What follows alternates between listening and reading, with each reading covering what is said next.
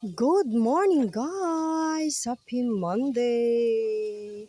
So nigawas ko guys, galanto ko sa kuan bye-bye. Murag nice kay ang viso paggawas na ko guys. Mo ni akong nakita. Baling linawa, linaw kaayo guys. Lami na kayo itampisaw aning dagat. So dili pa ta pwede kay no. Gahikay pa man ta para kuan kaning pamahaw.